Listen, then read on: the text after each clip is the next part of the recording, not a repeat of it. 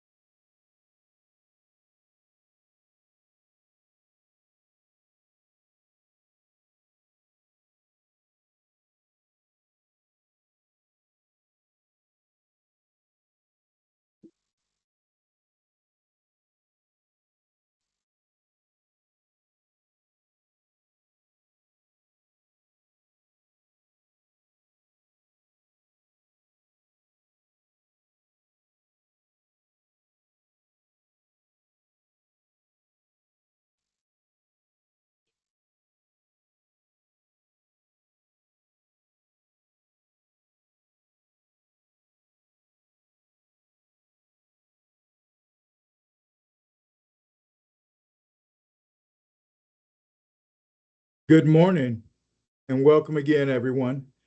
My name is Dwayne Gatson. I am the Director for Student and Community Engagement at the Department of Education, and I would just like to thank you. Thank you from the bottom of my heart for you taking the time to spend this hour with us today. We target an hour, and we are going to be extremely cognizant of your time and respectful of your time. So we will be an hour or less on this presentation. If you haven't done so yet, I would ask that you please type in the chat your name, your school district. And while you're doing that, if you don't mind, please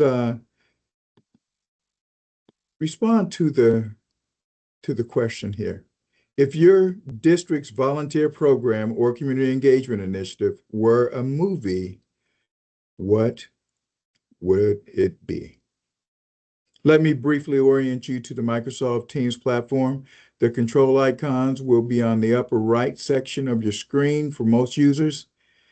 If you haven't yet, again, I would ask that you go ahead and put your name and district in the chat. If you haven't, also, please click the mic icon to mute yourself, and you will click that to unmute yourself later when we are opening things up for conversation. We encourage you to utilize the chat throughout this session for any questions you may have during the presentation. Our team will monitor the chat and respond accordingly. We'll also hold a time at the end of the discussion to answer any questions. The purpose of District Volunteer Coordinator Training is to share the basics of the program designed to help connect your districts with volunteers and organizations who have raised their hands to help. Keep in mind, there are no questions too small.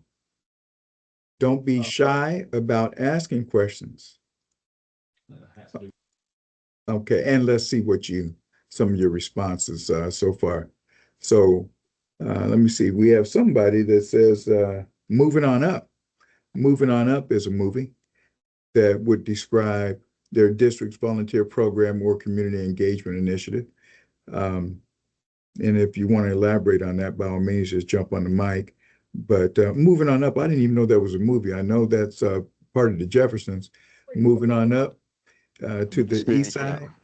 It's part of the Jefferson because here in Rock Hill School District, I'm kind of new with the volunteer process, and we are definitely moving on up. We've seen a big increase of volunteers in our district, and it definitely has helped. So I think that's what's appropriate. I was thinking moving on up, or maybe Phoenix Rising. Either way, both of them are great. They definitely are, and I am so glad to hear that you have such interest. And quite frankly, that is part of the main reason why this initiative was even identified, because the Superintendent Ellen Weaver has walked throughout or gone throughout the state, and as she goes, there's so many people that just want to help. They want to give, to the schools, to the educators, to the students, to the community. Their challenge is they don't know how to do it. So this office was actually established to sort of bridge that gap a little, and we'll get into a lot of that as we go through this presentation. I picked Waiting to Exhale because I honestly think that in concert with what I just said, uh, we're just waiting to exhale to see just how fabulous all this is going to be. There's no doubt in my mind that when demand meets supply, uh, that things are just going to escalate. But that said, let me introduce you to my office. Again, I'm the director, and this is a brand spanking new office. Student and community engagement was established in December of this past year, and we have been working behind the scenes diligently to make some things happen that will effectively and more efficiently help during the processes that we're about to establish. I have the good fortune of introducing to you someone we call our CARE manager. CARE is an acronym. This this office is very keen on acronyms. It stands for Character and Resilience Education. And Mrs. Mandy Roberts who will say just a few words to you and welcome you here shortly, is in charge of that. And her job is basically to get you resources, and she has a boatload of resources that are just fabulous and will help in the aid to student development process. Mandy, say hi. Well, good morning, everybody. I am so glad to see the faces that I see and the names and the districts represented. We are delighted that you have joined us today, and we know that this is going to be helpful information. Our office is here to support you all and really helping to ensure student success through building strong community engagement and really focusing and highlighting character, leadership development, and resilience education. So if there's anything any of the three can do for you, please let us know. Thanks again for being here. Thank you, Mandy. And rounding out our team, who quite frankly has the Herculean workload that mirrors Mandy's, is Mrs. Carla Renfro.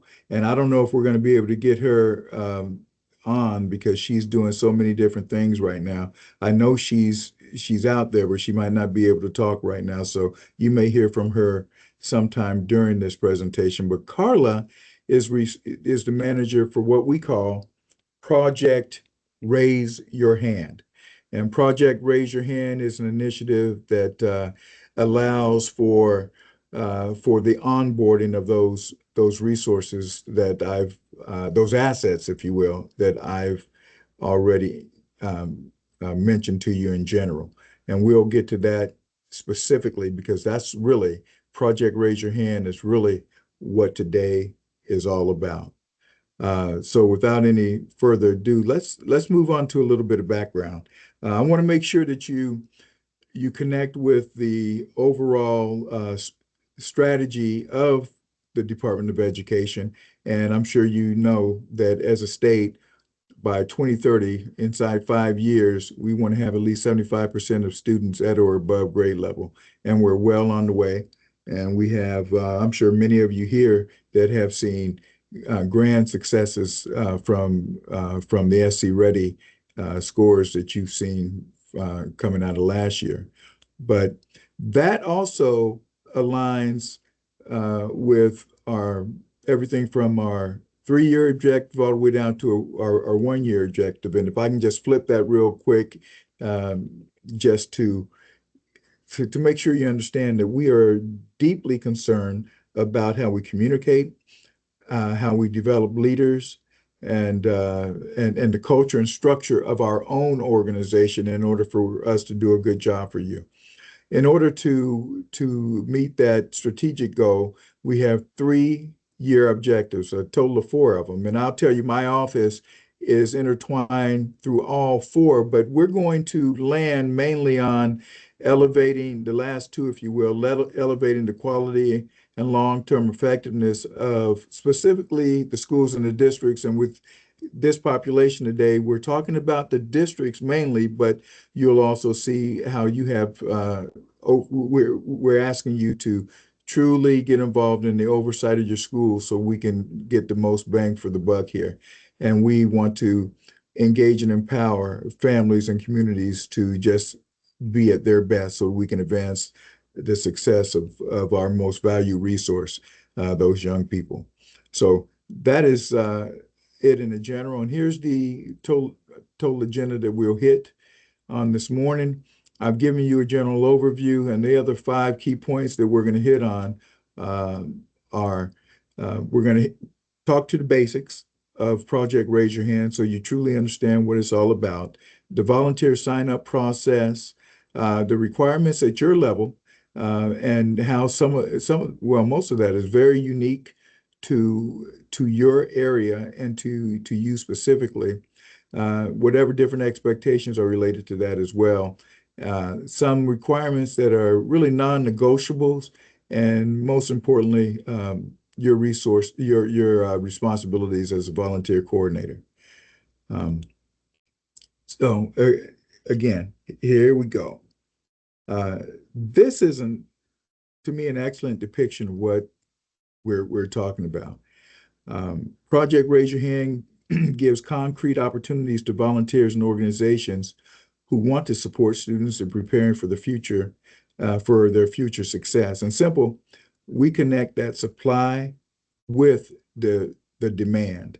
So the supply is the community members and organizations who want to help local schools, and the demand is your school students and teachers who need help. Our challenge, of course, from this vantage point is we know that every single district stands alone, and you have different needs because we are unique in that manner. And just as you're unique, your schools are unique too. So we need something from you from your schools, if you will, in order for us to do the best job that we want to do. And we have that in many regards. We have reached out to your schools, and over the last 3 semesters, we've actually launched a pilot for the South Carolina Department of Education Project Raise Your Hand initiative. We've served mostly in the Midlands as we've started this, but the initiative is now expanding statewide so that we support the students, teachers, and families by building a network of volunteers and organizations.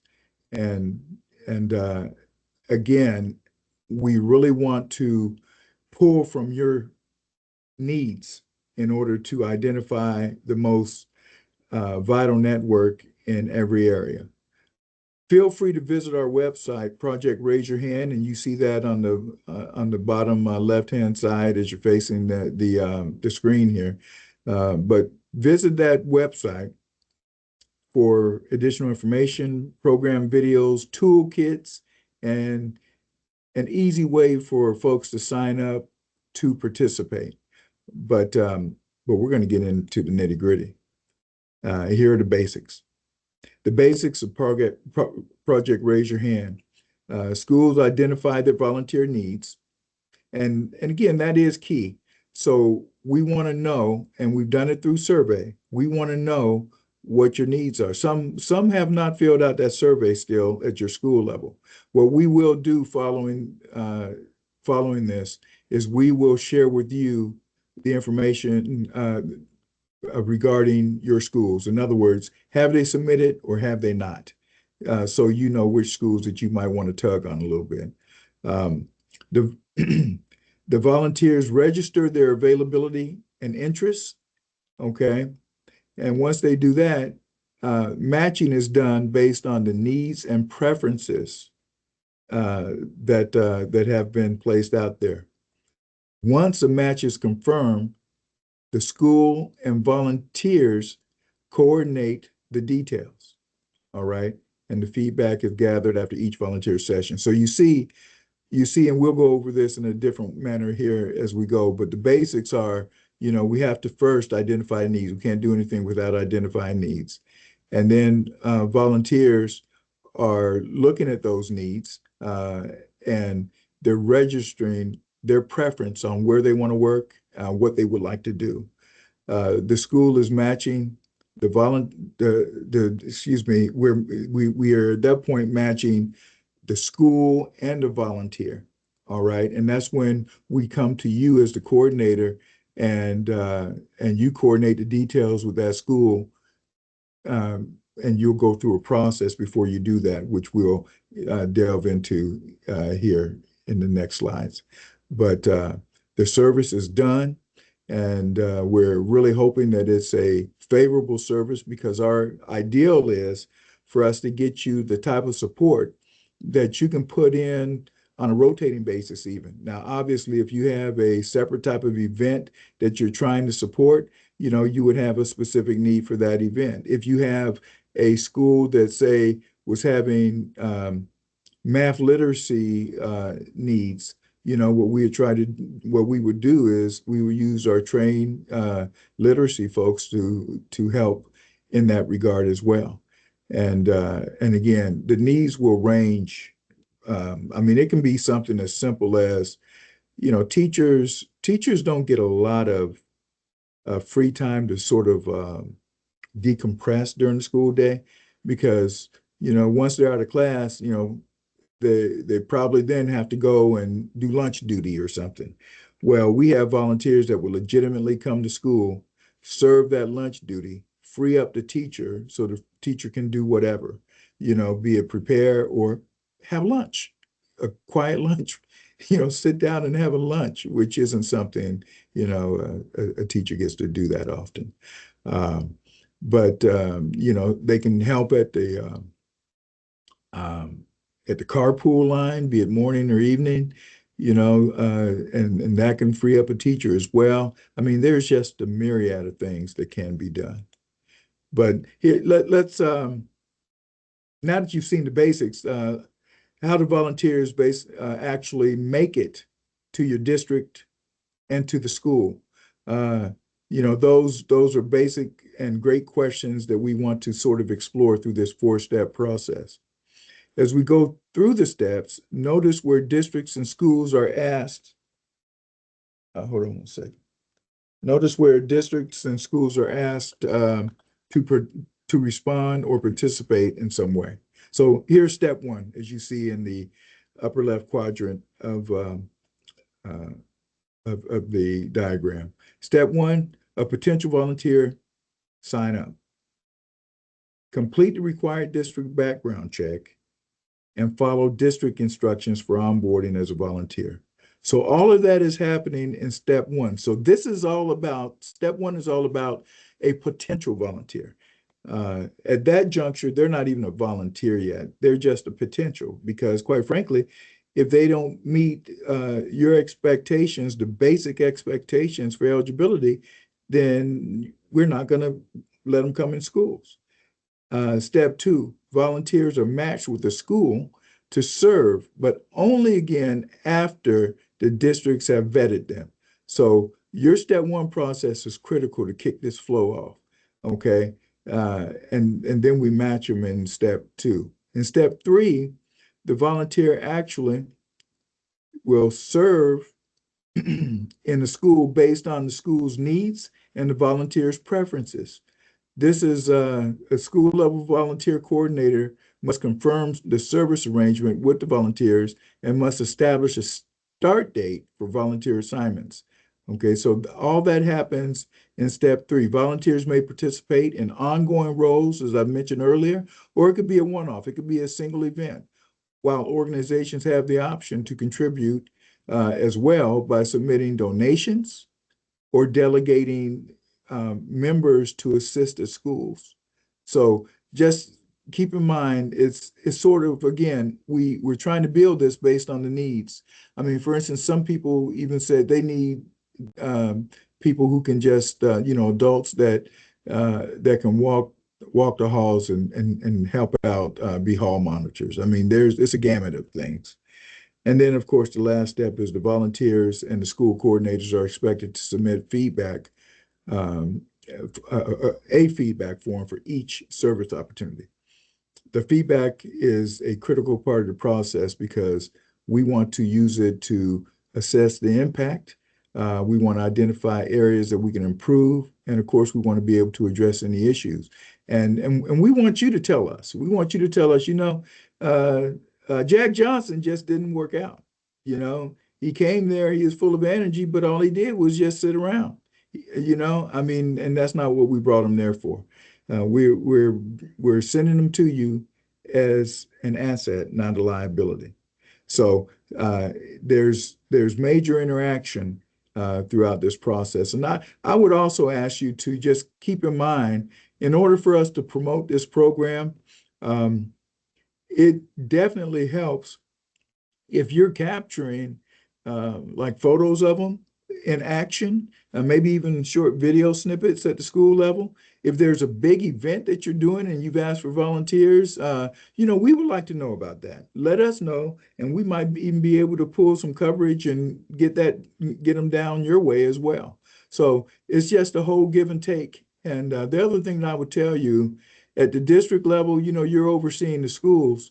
I would ask that first line, that you guys consider maybe making some type of be it incentive program or at least, acknowledgement program where, your leaders, or maybe, I mean, just you as the leader at district level, acknowledges, the efforts of different schools. And, friendly competition, in my opinion, is never a bad thing. But recognition is definitely good. As you know, every South Carolina public school district has a unique process for onboarding volunteers and different expectations for volunteer engagement. So we have 72 traditional public school districts, basically 72 processes and 72 sets of expectations statewide. In other words, your autonomy in handling your district is appreciated. Now, I'm not going to lie to you, it would be much easier on me if you all did everything the same way. But, I'm a realist and every district's different, But over time, as we build this, I would hope we would share, successes, or even look to those successes and say, wow, how did you all get that many volunteers? Because we'll share information. Or how are you able to even process that many volunteers so quickly? And you may find that some districts are doing things that you could incorporate that might make your program even a bit more efficient and effective. You just hadn't tried it. So, we'll share, those good news stories as we progress as well. While district requirements for volunteering vary, per South Carolina law, all districts must perform a national sex offender registry background check on all volunteers who have direct contact with students. So this is just a screenshot of one of the background checks, okay? Some of you may already do a different one, use a different one. The key piece in this is, whatever you're doing has to incorporate a national sex offender registry background check. So it can be as vast as you want it, but at a minimum, it must have the sex offender registry check as part of it. Your district's volunteer process and the volunteer coordinator's contact information are given to people who register to volunteer in your district. Please check that your district's information is correct on the document that we will also send you. It's titled District Volunteer Coordinator Background Approval Info for Volunteers. So when you get this, if there are mistakes, please correct them, or send corrections to, and you'll see on the email, Mrs. Carla Renfro at ccrenfro@ed.sc.gov. But all that will be provided to you. We'll send that to you. And again, we obtain the information that we have based on either your submission in the initial survey, or maybe your predecessors or someone at the district level provided that to us.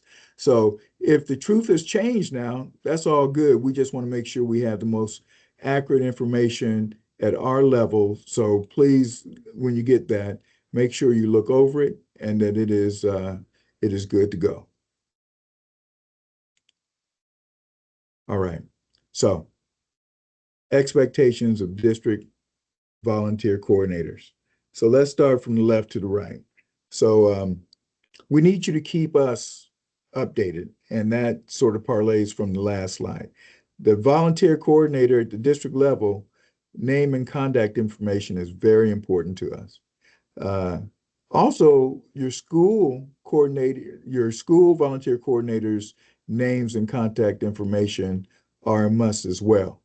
And those school needs surveys need to be completed. Now, I know there's probably one or two out there, if not more, that either didn't complete things or just, check the block and didn't really do as thorough an assessment at the school level. You'll see who those people are over time, but again, we can do better work for you in matching and getting the community volunteer support if we know what your real needs are. And so those updates are definitely important. And we are going to send you a link to the surveys, the survey if you have a school that needs to redo it or needs to do it because they hadn't completed it. And then, of course, with background checks, that's very important because we're still trying to get someone at this point in the five block, responsibilities. We're still trying to get someone categorized as a volunteer for you. So we need you to do those background checks in a timely manner, when you get the request. Notify the volunteer and us of the approval or disapproval via email. And again, we're not asking for details. If somebody's disapproved, they're disapproved. We don't need to know why for the most part, but they are disapproved in the background check process. That's not to be confused with someone who is already in the volunteer process and they now serving for you, and you all of a sudden realize that they're just not cut out for this work. Well, that's the kind of this volunteer work. That's the kind of information that we want you to share, because we don't want to keep them on at our level only to go to another district without that district knowing that they didn't take their responsibilities seriously. The onboarding process speaks to the additional requirements. Efficiently manage other vetting requirements for your volunteers. So again, efficiently do this. So if you have any other training needs as part of your onboarding process, just please keep in mind we need you to efficiently manage that. Ensure vetting requirements, encourage participation. Again, be cognizant of what excessive training might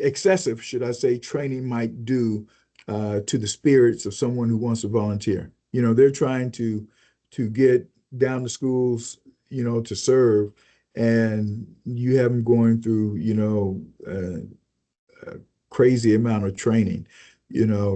Just if you're a district that has quite a few trainings that they have to do, I would ask you to just double check, see the necessity and streamline those as much as possible if you feel you need to. Confirm details. So in the communication process, we need you to promptly let us know the service detail and start dates, or should I say let us know, to communicate to them the details of when they're going to serve and when it's going to start and what they're expected to do. We'll send you a form that will help you do that. Now, this piece, these last two pieces, this one and the next one, are usually done at the school level, okay? So if that sounds a little unique to you, it might just be because the schools handle that. And we don't have a problem with that. We just, need you to be aware that communication needs to happen and the details need to be there in order for someone to truly work out for you. And then to report it. Brief us on the volunteer experience. After each service is complete, we'll send out surveys at the end of the year, and we ask for that kind of input. And again, mainly managed at the school level, but no different than we would love to come out and check things out and get some good social media footage and whatnot. I would ask that you tap into your own public information folks and have them go places and do the same thing.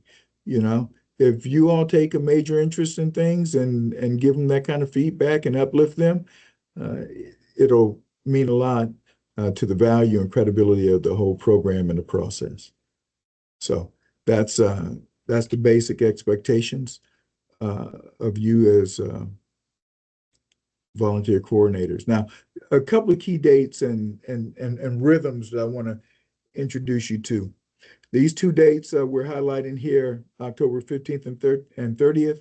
The 15th is the date that we at the South Carolina Department of Education began signing up employee volunteers within the agency. Now, I've already mentioned to you that we've done like 3 semesters of this, but we've gone through a process of putting different databases and CRMs to work, and we're just making sure that they are truly functional before we use them. So we're in the last stages of that right now, and that's going to help with us managing things. So what we're talking about is we need you to be prepared for SCDE employees to put you and your district as potentials for them to come and serve in.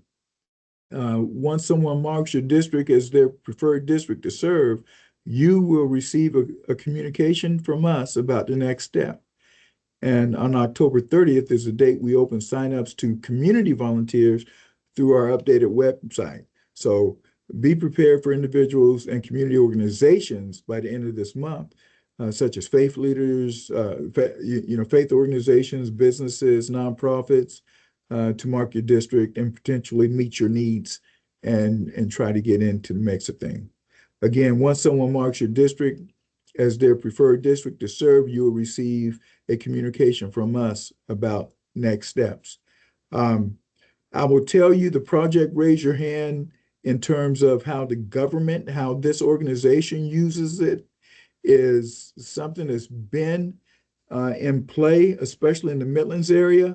And employees are incentivized to go to work and help volunteer, during the course of a work day, of a duty day. So, for instance, if an employee lives right outside of close to say, elementary school, they may decide to coordinate, with you all to tap that particular elementary school to help out for like 2 hours in the morning, doing something very specific. So their first 2 hours of their duty day would be spent right there at that school in support of you. They may very well actually leave from work early that day to spend the last 2 hours of their day at your school. And, they may, or even an hour for that matter, but they may have that done on a recurring basis, like every Friday they do that, or whatever the case may be, something that fits in your rhythm, so just understand that. And once we get this project Raise Your Hand piece of the program working with the government employee, with the Department of Education employees, we are then going to reach out to all government organizations and encourage them to do something similar so that, they can jump in on it too. We're just trying to get you some help, alleviate some of the stress, and use some of this expertise to free you up, free teachers up to do what they need to do, and to also restore energy so they can be the best that they can be at what they do. I would also tell you in regards to dates, you're getting this briefing as volunteer coordinators. We plan on holding this briefing, and next week we do the schools, by the way, but we're going to be targeting like the first 2 weeks of every month to do this on a recurring basis, and we will check at some point leading into the month to see if in fact folks, if nobody signed up for that particular month, we'll cancel that particular session a week out. Okay, and I see we have a question. Is that Miss Houston? Yes. Please. Good morning. Thank you. Good morning. I was just wondering, will there be like a link or something that we could provide to local businesses in our area that are non-government to be able to sign up for this program as well? Yes, you would be able to basically send them to the same, yes. Bottom line is yes, and we'll send that to you as coordinators. Mhm. Yes. And if you ever have anybody that you think fits that build, I would even encourage you to just let us know and we can reach out to them. Okay, so you don't have to do all the heavy lifting. Um, Ms. Houston, I think you might be the only one that asked a question, but I would open it up to anyone at this stage, if there are any more questions that you may have.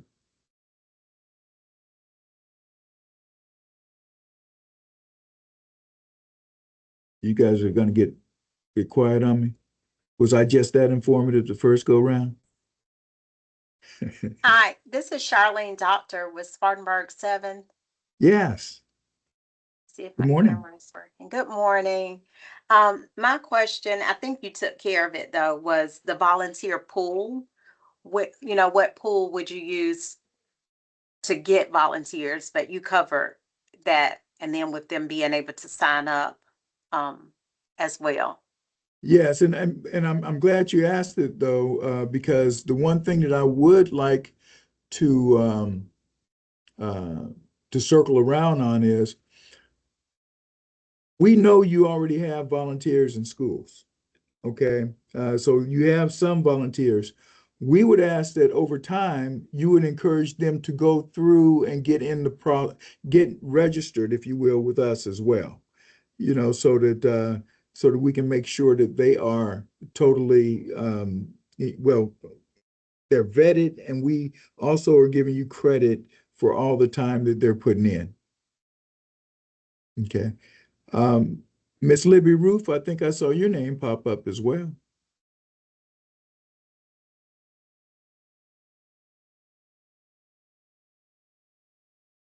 Libby, I can't hear you if you're talking. Might need to unmute.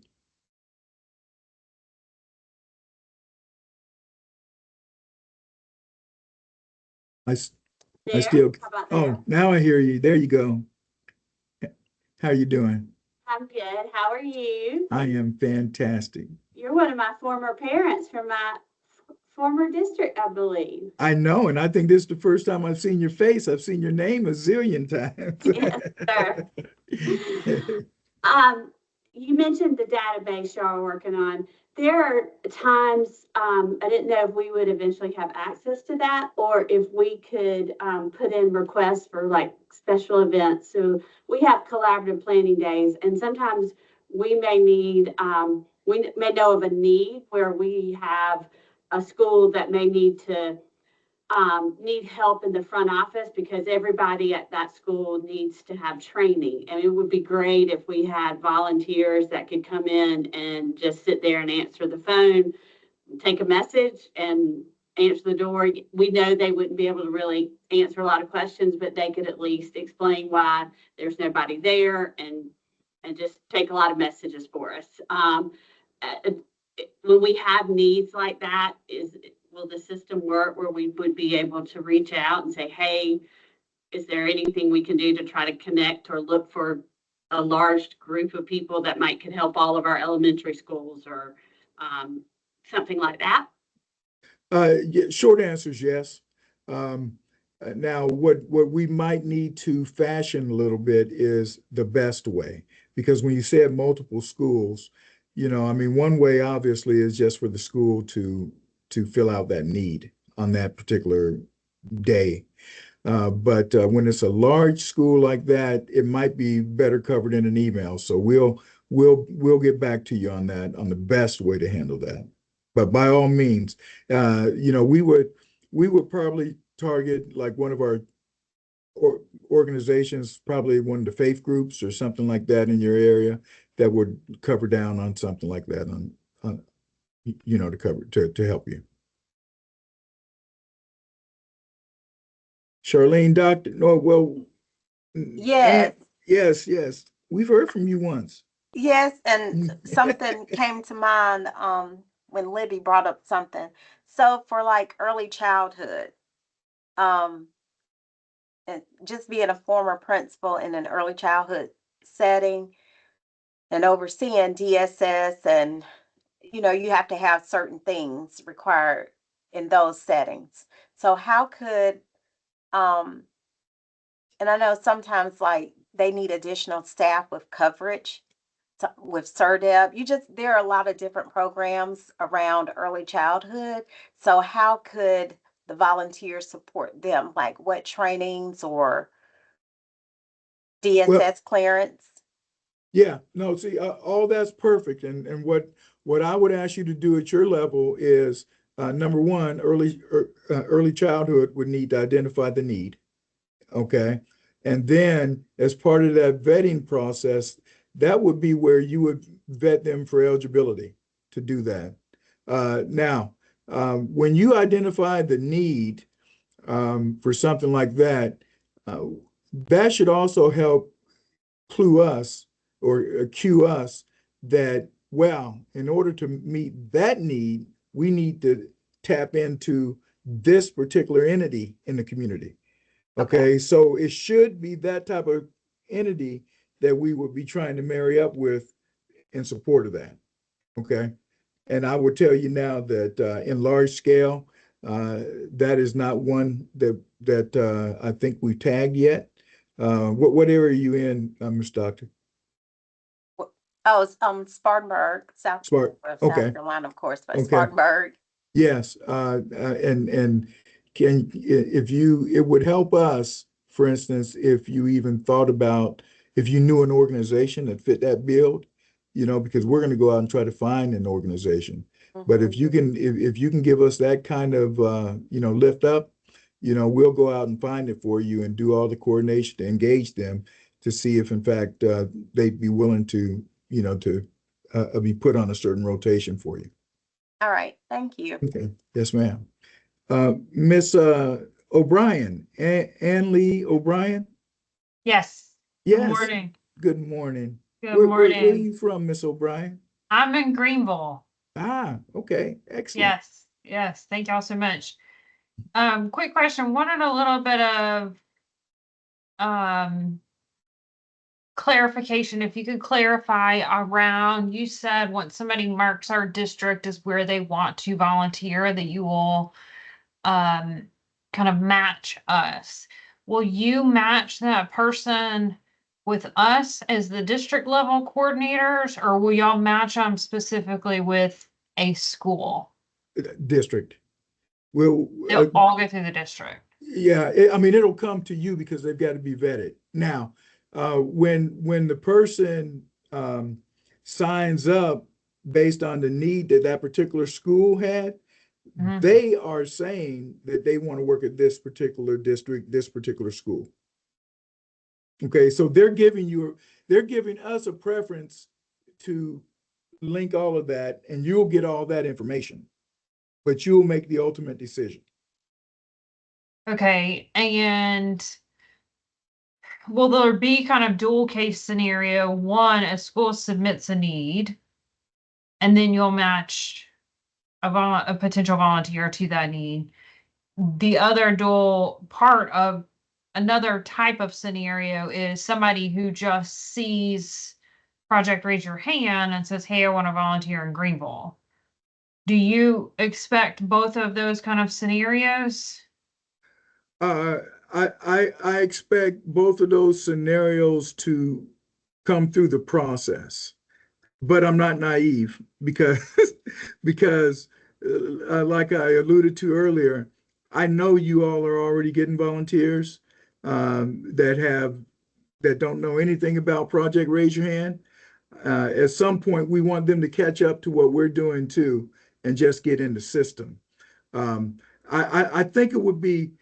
I think that second way that you said would be the least likely way, and that they just heard in the streets about Project Raise Your Hand, and then they come to you for it, or come to the school for it. But honestly, I would love for that to happen because everybody would be educated on, okay, well, this is what you need to do.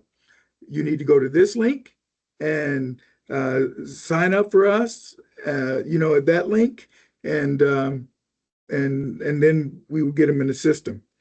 I envision a day, Miss O'Brien, where you guys are in public shopping and so and such comes to you and says, "Oh, I saw you at so and such school.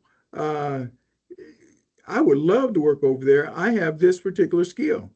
And you say, "Oh, great. Well, we accept volunteers." And you pull out your phone and you have a QR code that they can just, take with them and go do what they need to do. So that's sort of the evolution that we're pushing for, where it's that user friendly. Okay, Okay. thank you so much. You're welcome. I don't believe anybody else has their hands raised, but does anybody else have any questions? My last thing, so I just want to make sure I understand. Yes, ma'am.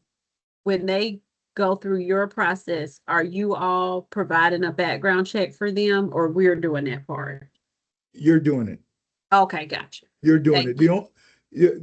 And let me tell you a different type of scenario. Okay, when would we get involved in the background check? So we have agency employees at the Department of Education that will be volunteering at your school. So we've already vetted them. We know they're good to go. Okay, otherwise they wouldn't be here. But if I'm sitting at your level, that's not enough for me. You coming into my world, you need that background check. So I would expect for you to still do that background check at your level. And I sort of wanted to outline that because when this gets mature, hopefully you're going to have them coming from all these government agencies, okay, statewide. And and I know, in order for you to work government agencies, you've been vetted, but you're still going to get vetted at your school, your district, so that they can get in there. That makes sense. Thank you. Okay, thank you. Ladies and gentlemen, look, as we come to a close here, I do want to emphasize just a few very quick things. First of all, I am extremely excited about this program and what it can do to help teachers and schools and communities. And I'm overly thrilled that you all would take this amount of time away from your busy days to come in here and spend this time with us. I ask for your grace, for your patience, because it's not going to be a perfect system. I think we've second, third, and fourth guessed this thing, to death, but there's something that's going to come up. And even more so, I just think there's going to be so much value in how well we work with each other to share successes, because we're going to be able to build something that honestly, I'm thinking other states will probably want to replicate. And again, I'm not naive. Some of your areas, you have probably extremely healthy networks. Okay, we're going to tap into those networks and sort of make it a little bit more official. And we're going to take the successes that you have in your networks and move them to other districts as best as we can. And throughout the process, we're also going to find out that some of the needs that teachers say they have aren't able to be met easily in some areas. So there are things that, because we find certain things, that we might end up having to build and able to enable us to better support. So we understand all of that is on the periphery possibly, and we are just excited about having the opportunity to service each and every one of you. as we close, let me get some shameless plugs out there real quick. We have the African American History Calendar that will unveil 2 December of this year at Richland 2's Performing Arts Center. They call it R2PAC. You soon this month, you should be seeing a lot of advertising for it, okay? Both internally to your schools and on social media and on the TV. It's about 1,500 seats in that place. We would hope that we fill it this year. For those of you in the likes of Greenville and beyond, we know that's a tough ride, but it will be streamed on our YouTube channel. So we would ask that you just try to push that kind of stuff out to as many folks as you possibly can, so that we can all, get involved in that night, so to speak. The true design of that calendar is really all about educating all demographics on African American history through the calendar itself and lesson plans. There are lesson plans that are a lot of time. In fact, some of you may be on here that are helping build them, but they're built by teachers, for teachers, and we really want to do a better job of putting those out there to the world so that they can be used. And I chose world for a reason. We have been tapped into by other states, in the past, and I would really hope that we can get those balls rolling again. This year, we're taking a different twist. As you may know, it was at USC's Koger Center in the past. We moved it to R2PAC within our K through 12 structure that has extremely good parking. It has a beautiful facility, and we're also showcasing our students more. So there will be schools that are representing the performing arts and playing songs, that night. There will be schools that will have prepared culinary, cuisine from that was born, bred, owned in South Carolina, South Carolina based. So, you're going to get a lot of Gola, I don't know, Creole mixed stuff, from the shrimps to, well, you're going to have sweet tea, you're going to have sweet tea that night. But it's just like a taste of. But most importantly, it's showcasing our young chefs, our young entertainers, and I'd love to fill the place. Again, look out for that. Anybody here from the PD area, we will be there at the end of this month. Superintendent Ellen Weaver will be there, and we will hold a session of the Hope Tour. Hope Tour also promotes that calendar, the current one, as well as for this one, the one that's going to be unveiled for 26. It also speaks to, it's called Good for All curriculum that is Martin Luther King character based. So, it speaks to all of that.